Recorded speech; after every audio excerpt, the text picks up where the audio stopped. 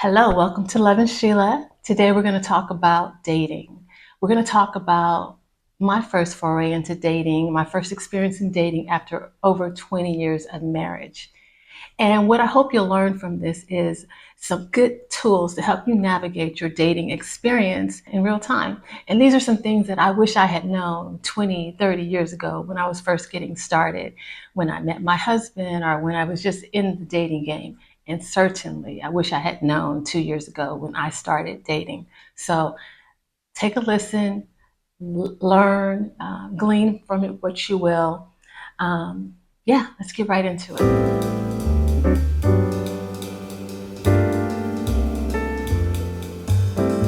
I'm Sheila. I am a mother, first and foremost, to me. I was married for over 22 years. I've, I've worked for the same organization for 35 years in corporate America. I built a career in sales, and I'm navigating maturing and I don't want to call it aging, but maturing and evolving and staying relevant and maintaining a standard of beauty. And these are all the things that I'm trying to navigate and manage at this time. And this is some things that I kind of started on the late end. And so a lot of these things are things that I wish someone had shared with me 30 years ago. It would have made my life a little easier. So that's why I'm here to tell you what I wish someone would have told a young Sheila. So let's get started. But before we go any further, don't forget, if this podcast has touched you, if you're identifying or relating in any way, or if you're any of those people that I just talked about, women who are married, women who are mothers, women who are maturing, women who are looking for some advice on what they could do at an early age, don't forget, like, subscribe, comment, and share with your friends.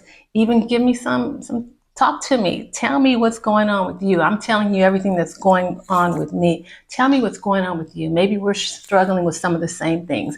Maybe we're thinking about some of the same things. Maybe you want to address some of the things, maybe you want me to address some other things. So drop me a line, comment, share. I'm getting a lot of feedback and I want more from you. I want to tell you a story about my first experience dating a man after 22 years of marriage and motherhood. Found myself dating. And I was kind of like, how did I end up here? But because we're here, let's do what we do. Let's do it. Let's try and figure it out. So here's what happened. We all have social media. I had Facebook and I had friends, and some of them I didn't really know. We just knew people. We were in a circle. So some people showed up on my Facebook as friends that I didn't really know. And on one unassuming day, I got my first DM. I got a DM, and it merely said relationship status / married question mark. And immediately I was kind of like, uh-oh, somebody's talking to me. A man is talking to me. I haven't spoken to a new man with any type of interest in practically 25 years. So I was a little like stunned. I didn't know quite what to do. Well, I told my son, I was like, man, Jaden's cut. I told my son, someone DM'd me. He immediately told me to delete it. But something inside of me didn't want to delete it. Something inside of me wanted to like proceed and see what this was, see what's popping, see what he's talking about, see if I still got it. So let's do it. So I did. So I took a minute to assess this, and I had noticed this person before on Facebook, and I thought he was kind of handsome. No big deal. Just thought he was kind of handsome. But now this handsome person is reaching out to me. So I was like, ooh, this is problematic. It was problematic to me because I was like, where might this go? Like all of a sudden, there's like this awakening in me, and I'm feeling attraction, and I'm feeling things that I hadn't felt. I'm Look, I'm feeling like a woman And I think I hadn't felt that way in a long time. I felt like a mother, you know? Yeah, I felt like a mother. And I love being a mother, but I felt like a woman, and it kind of this interaction, this engagement awoke things in me. So I wanted to see what that was all about. So I responded, and I said, I explained my status, and he said, may I have your number? And I gave him my number, and he called me, and I was traveling at the time, so I wasn't able to talk. So I told him I'll get in contact with you when I get settled where I'm going. So I did. I called him or texted him, and we talked that evening. And we talked at length. I remember I was sitting at the pool. It was one evening. It was an evening. And, he just shared with me. He could talk a lot. And I was a good listener. So I was willing to listen. And frankly, I really didn't have much to say because I was a little rusty. So I just felt like I'll just listen. And so anyway, he was talking, he was telling me how he found the fountain of youth. He was telling me about his fitness, his diet, all these different things about him. And basically how he had life all figured out. Yeah, he had life all figured out. That's what it seemed like. And then in the process, he was talking about the internet, and he was saying how it brought us together. And hey, who knows, we could fall in love. And me being the girl that I am, and the romantic person that I am, and the lover of love that I am, and the lover that I think I am, that probably captivated me a little bit. We could fall in love because it, got me dreaming. So he's got my attention. Okay. And so we have more conversation, moving on. And it was a short trip, but there seems like so many days in this trip. But anyway, so one day I'm like on the beach, and we're talking. He's like, I know you like me because you're taking all this time to talk to me. And he's like, why do you like me? And I was like, oh shoot, I was kind of a deer in headlights. And I don't think I answered. But when we got off the phone and I walked away, I sent him a text, and I had looked it up so I could share with you all, because this is how I was feeling. I said, I like you because you make me feel good and awakened a part of me. So I'm intrigued and interested. I feel like I gave it all away. I feel like I gave it all away. So that was the beginning. So I remember later, I believe, I was out, I was on my balcony, I was looking out at the ocean, and we're just talking. And he asked me, what do I want? Something like that. We were talking so much and whatnot. He asked me what I want. And because, I just have been taken, someone just sent me a DM, and I just responded. I hadn't thought about what I wanted. I had been thinking about healing and making sure I was taken care of and whatnot. I didn't think about what I wanted. And so I didn't have an answer. So I just said, yeah, I'm just looking for a friend. Yeah. We could be friends. And I recall him saying, yeah, well, I'm not looking for a friend. I don't need a friend. And I was like, oh, shoot. I don't know what I want. I don't know what to say. Okay, he doesn't want me to be his friend. Does that mean we stop talking right now? I don't want that. So what do you want? He says, he doesn't want friends. And he says, you're in deep water. I remember this. I just remember it.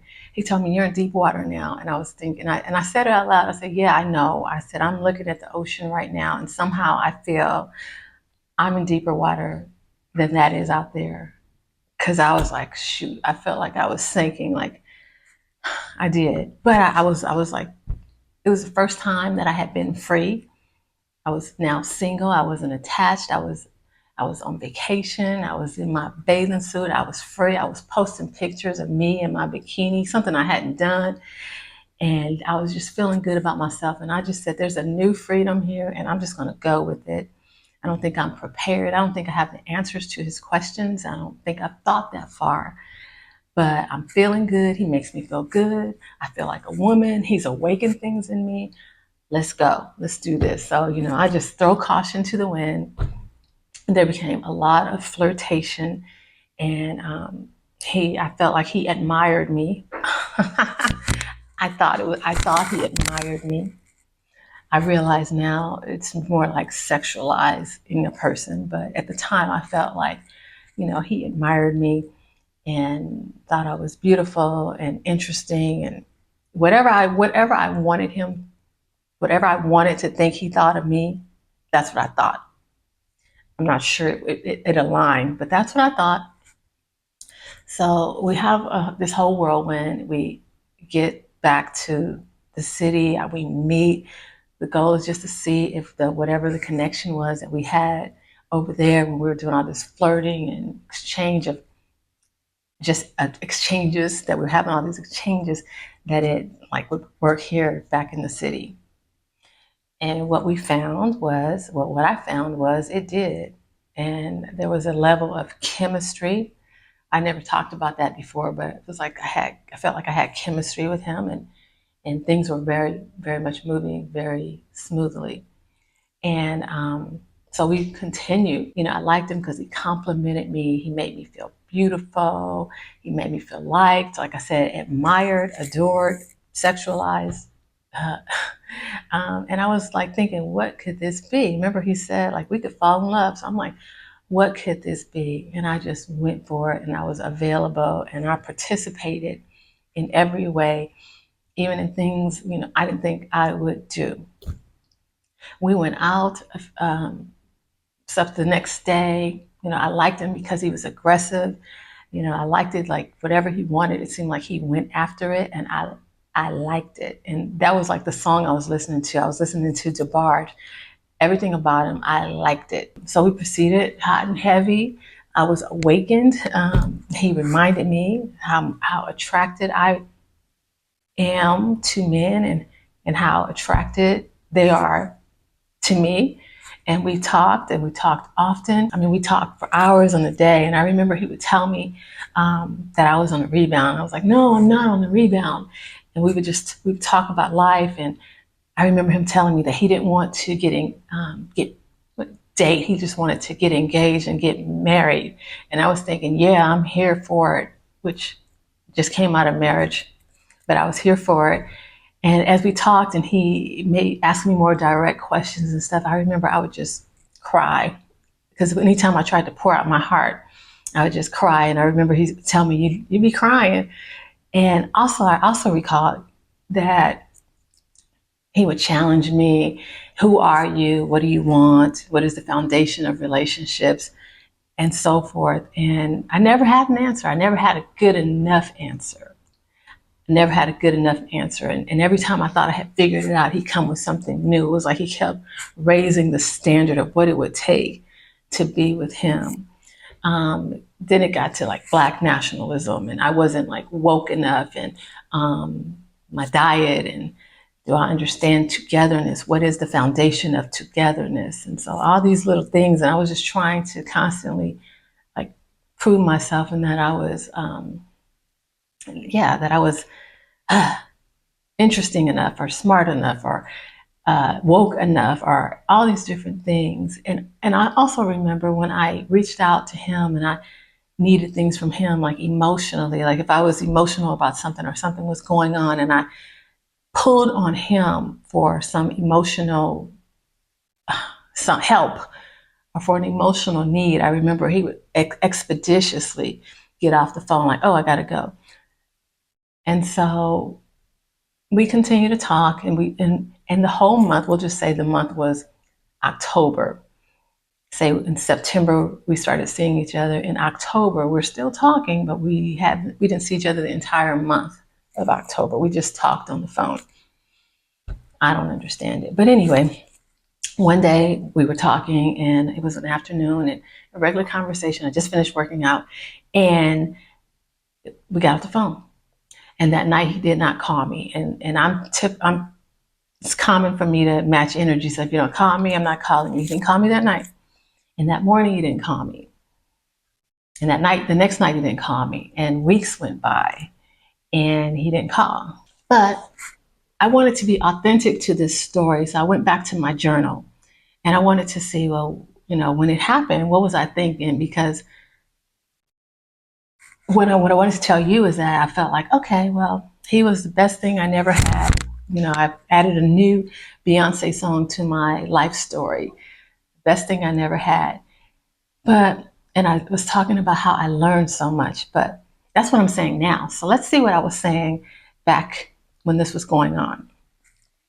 It says, let's see, my first time going 24 hours without his name. I feel like I need to get used to it. It will most likely continue. It leaves room for me to address some things. The way I approach dating, the things I say I want, really. Just being free to express me, not wanting acceptance, just being me. I guess he prepared me for this and express himself honestly. I can't believe I could be, I don't know what this word is, bamboozled at this age. I think it's bamboozled maybe at this age. Now I know, so I will stay aware. So the reason I read that is because in my mind, as I look back, I was like, okay, I wasn't sad. I had given a lot to this relationship, but I felt like I learned a lot. And that's what I took away from it. Learned a lot about what not to do. That's what I learned. And fast forward a few months, he called me and he said something to the effect of, Sheila, how come you stopped calling me? And I kind of laughed and I was like, okay, really? And he was like, yeah. I said, don't gaslight me because even though I didn't call him, I don't feel like it was initiated by me.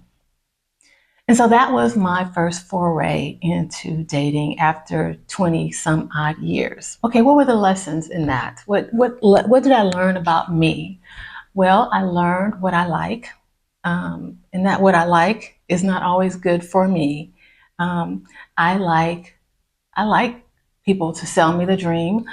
I like for them to love bomb me. I do. I love it. I like the fairy tale, the idea of love. That leads me astray sometimes. That does not allow me to think, to use my brain to really process, to see things for what they are.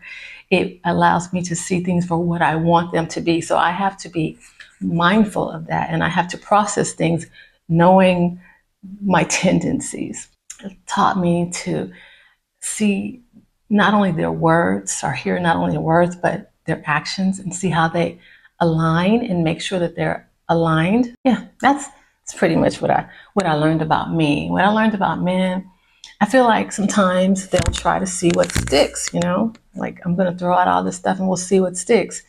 And we have to be vigilant because otherwise we'll let everything stick. And I feel like that's what happened with me in this situation. I learned that accountability matters and we need to hold them accountable when they need it. I think they'll respect it. I learned that men also have a tendency to self-sabotage, and maybe when things are going well, they're looking too good, they find ways to sabotage it to make sure it doesn't progress. That can happen. But I realized that time reveals all these things, and what I learned about men is to give it time. Like, everybody shows up a certain way, but it's difficult to stay consistent. And so in time, you'll get to see who that person really is. If they really are kind, loving, if they want to fall in love, if they want a relationship, if they want marriage, whatever it is, if they're patient, if they're loving, if they're affectionate, it's going to come out because you can't pretend for too long. And so yes, I'm just learning to make sure, I learned to make sure that a man's words and his actions are aligned. Now, what are some lessons that I wish someone would have told me 30 years ago, or even 2 years ago when I was starting this process? What would I tell women, young women, as they're starting their dating life? What do we need to know as foundational truths? What do I wish I had known? Some conversations that I wish were had with me. I'll tell you, I wish someone told me that I was in control. I wish someone told me that I don't have to acquiesce and go along. I don't have to do what I don't want to do, or do it before I'm ready. And what I mean by that is, in this situation, I wasn't quite ready, obviously, to date. But I was intrigued by this person and I didn't want that opportunity to pass me by. But because I didn't want that opportunity to pass me by. I just let go of what I wanted, didn't think about what I wanted, and didn't realize that I was in control. And that another one of him would have came along shortly after, maybe when I was ready. But I'm in control, and you're in control. You don't have to do anything you don't want to do before you're ready. If you want to be friends, if that's what you feel is a substratum to your relationship, then you're in control. And stand on it. Stand on business, as we say. That if you want to be with me, you're going to be my friend first, and we'll see what develops. So you're in control. That's what I wish someone had told me earlier. Another thing, you got to have a meter. Like I said, the person I was talking to, he talked a lot. And eventually he even told me, he's like, I'm full of S. I'm going to say it for the sake of this. I'm full of shit. And you got to have a bullshit meter. You got to be able to discern and recognize when someone's full of it. Sometimes they're just talking. Like I said, they're trying to see what sticks. And you need to make sure that your antenna is up and you're wired to understand and to see that most of this is probably BS and they're just trying to see what sticks. So we have to be discerning. Unfortunately, I don't think you can just take someone at their word from the gate. Trust is earned. I don't think it's anything wrong with a person proving to you. And I don't think I required any proving. I was just like, okay, yeah, you seem cool and I'm attracted to you. Let's go. And that's not quite the way to do it. And another thing, I want to go back to the friends thing. It's foundational that any type of relationship, if you're looking for a real relationship, a long-term committed relationship, the foundation needs to be friendship, because this is someone that you want to be with, that you want to spend time with, that you want to do things with regularly. And how can you do things with someone that you just don't enjoy them? You don't think they're fun. You're not friends. You don't like them. It's pivotal that you are not only attracted to them, but that you like the person that they are. I mean, it sounds so basic, but sometimes we end up in relationships with people and we don't even like them. We think they're fine. We think they're hot. They're sexy. They may be whatever. But do we like them? Do we like who they are, how they operate, what they stand for? So make sure you are friends. It is important. And then understand the difference between someone really admiring you or adoring you or sexualizing you. Because in my past, I thought because they like my body or they think I'm hot, they like me. No, they like my body. They think I'm hot. And they want to have sex with me. And there's a big difference. And it's very important, young women, that we understand the difference between someone really liking you and caring for you and wanting to invest in getting to know you, or just wanting to have sex with you. Because it can come under the guise of all those things, but realistically, we're just trying to get to that. And so we want to make sure that we're not allowing ourselves to be sexualized and that we are seen as the multifaceted person that we are. We deserve that. And remember that we deserve that. We deserve to be recognized in all our glory. You might be fine. You might be beautiful. You may have the best body, but you're also smart, intelligent, thoughtful, kind, loving, generous. There's so much more, and don't allow anyone to put you in a box. So pay attention also to how they show up for you. Like I mentioned in my story, when I was in need, when there were problems in my life, or I was emotional, there was no emotional support. There was no ability to give me anything. And I think that comes back to the care. If someone cares about you, when they find you crying and unstable, they want to help support you. They want to give you something. They want to give you what you need to help you flourish, to remind you who you are and how you're going to be okay. But if you're reaching out to someone and they have nothing for you, you're probably I'm not going to say you're in the wrong place. It's not for you. Because a person who cares about you has something to give you, to sustain you, to push you forward, to propel you forward. So think about that. Pay attention to how they show up for you. If they're always running from you, if they're never emotionally available, pay attention, be aware. And also, when we're dating, make sure that we have our feet on the ground, meaning I talked in my story about like throwing caution to the wind and kind of just saying, F it, I'm just going to see where this goes. Well, that's not a good philosophy. That's not the way, and not a good way to enter dating. It's good to have your feet on the ground, solid, making good decisions, seeing things for what they are. I liken it to basketball. Like I said, my friend was saying, you're rebounding. And I thought about that later. I said, okay, rebound, typically in basketball, the rebound is caught in the air before it lands. You're catching it in the air. And for us, when you catch us in the air, it's like before we can get our mind right, before everything is like we're seeing straight and we're seeing clearly, we're getting caught when we're just out there. So we want to make sure we get our feet on the ground and we're able to make good, solid decisions and we're seeing everything. This is important because if you're looking for a committed relationship, if you're not looking to be in a situationship, we have to be aware of these things, because not being aware of these things will get you right in a situationship. It'll get you in things you don't want to be in. And we believe that we are capable of more. So let's just do it. Those are the things I wish I had known 30 years ago. I wish someone had told a younger version of me. And now those are the things that I'm trying to make sure that I apply as I'm dating at this age.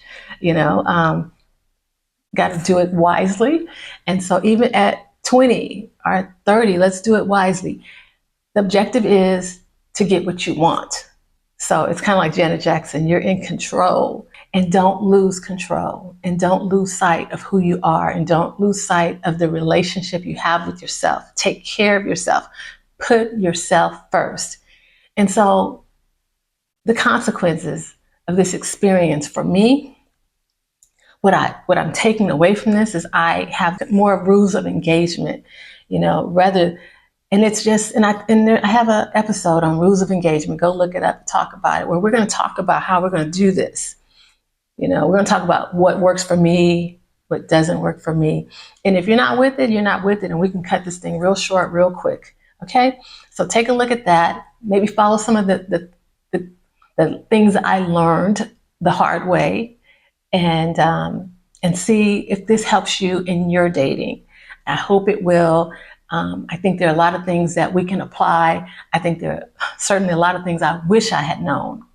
God knows I wish I had known years ago. So young ladies, please listen, do your best. I know it's difficult to do it all simultaneously, but practice little at a time. That's what I've been doing, a little bit at a time, adding different things and making sure that I'm applying my standards to my dating. Now, I hope this helped you. I hope it encouraged you. I hope it made you feel like dating is not so daunting and we can be victorious. Learn from some of my mistakes. I wasn't able to fill in all the blanks in my story, but I hope you got the gist of it. And just remember, you are worthy. Own who you are.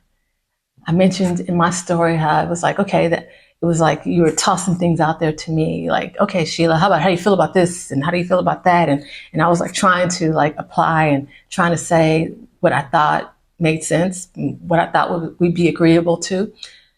But own who you are, whoever it is. We don't need validation from others to feel good about ourselves and to know that we are worthy, that we are lovable, that we are smart, and that we are beautiful. And that person is out there somewhere for us.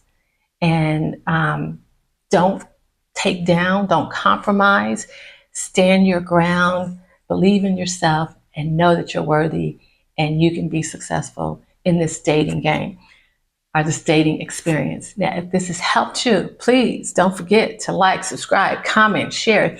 Tell me what's going on in your dating world. I just shared with you some of my experience. Share with me what's going on with you. What are some of your best practices?